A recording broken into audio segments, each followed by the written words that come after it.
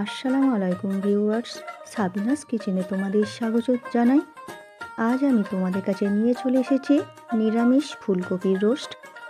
এইভাবে তোমরা step by step বানিয়ে নাও, আশা করছি তোমাদের খুবই ভালো লাগবে। Let's go. Oh my god. Aha. Yes.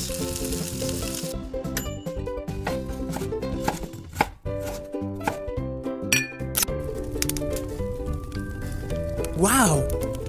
Thank you. একটা মাঝারি সাইজের ফুলকপি ছোট ছোট করে পিস করে নিয়েছি। এতে আমি গরম পানি দিয়ে দিচ্ছি আর দিয়ে দিচ্ছি লবণ, দিয়ে আমি 10 মিনিট ভিজিয়ে রাখবো। ফুলকপিতে পোকা থাকলে ওটা নষ্ট হয়ে যাবে। 2 চামচ চালমগজ আর 8টার মতো কাজু বাদাম দিয়ে আমি স্মুথ পেস্ট করে নেব। এখানে আমি 200 গ্রাম টক দই নিয়েছি, হালকা টক আছে এমন দই আছে, ভালো করে ফেটিয়ে নিয়েছি। 1 চামচ ভাজা ধনে গুঁড়ো, 1 চামচ ভাজা জিরে গুঁড়ো, 1 চামচ কাশ্মীরি লঙ্কা দিয়ে দিচ্ছি আমি। পরিমাণ মতো লবণ দিয়ে দিচ্ছি। এখানে আমি চালমগজ ও কাজু বাদামের পেস্টটা দিয়ে দিচ্ছি। জায়গাটি ধুয়ে পানি দিয়ে দিলাম। সব কিছু ভালো করে আমি মিশিয়ে নেব।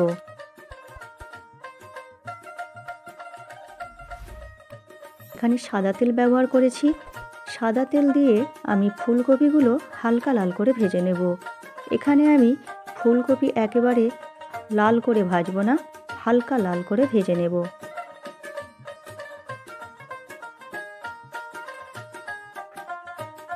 কিছুক্ষণ এইভাবে নেড়ে চেড়ে আমি হালকা লাল করে ভেজে নিয়েছি।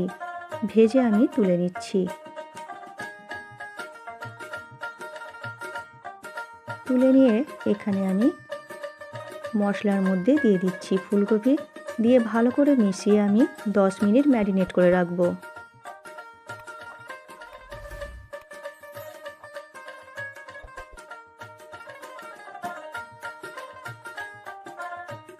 এরপর আমি ওই তেলেই আর কিছুটা তেল দিয়ে দিচ্ছি, দিয়ে গোটা গরম মশলা আর 1 চামচ জিরে দিয়ে দিলাম ফোড়নের জন্য।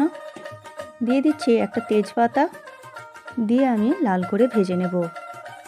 মশলা দিয়ে যখন সুন্দর গন্ধ বের হবে তখন দিয়ে দিচ্ছি 1 চামচ আদা বাটা আর 4টে কাঁচা লঙ্কা একসঙ্গে পিষে আমি দিয়ে দিচ্ছি। দিয়ে কিছুক্ষণ আমি ভেজে নেব। যখন কাঁচা গন্ধ চলে যাবে তখন আমি ম্যারিনেট করা ফুলকপি দিয়ে দিচ্ছি কড়াইতে।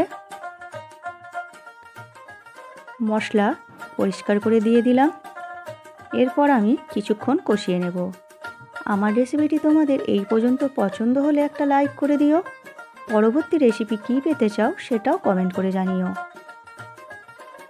কিছুক্ষণ কষানো হয়ে গেলে আমি পানি দিয়ে দেব অল্প করে, দিয়ে ভালো করে নেড়ে দেব।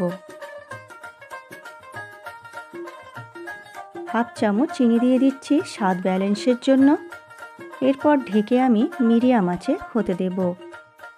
1 চামচ গরম মশলা গুঁড়ো দিয়ে দিলাম, দিয়ে ভালো করে নেড়ে দেব। এই রকম গ্রেভিটা রাখবো আমি। নামাবার আগে 1/2 চামচ ঘি ছড়িয়ে আমি নামিয়ে নেব। আমার রেসিপিটি তোমাদের কেমন লাগলো কমেন্ট করে জানিও। ভালো লাগলে বন্ধু বান্ধবের সঙ্গে শেয়ার করে নিও। এরপর তোমরা গরম গরম ভাত, রুটি, পরোটা, পোলাওয়ের সঙ্গে পরিবেশন করো। আমার রেসিপিটি ফেসবুক থেকে দেখলে ফলো করে দিও, ইউটিউব থেকে দেখলে সাবস্ক্রাইব করে পাশে থেকো। আমার রেসিপিটি শেষ পর্যন্ত দেখার জন্য অনেক অনেক ধন্যবাদ তোমাদের।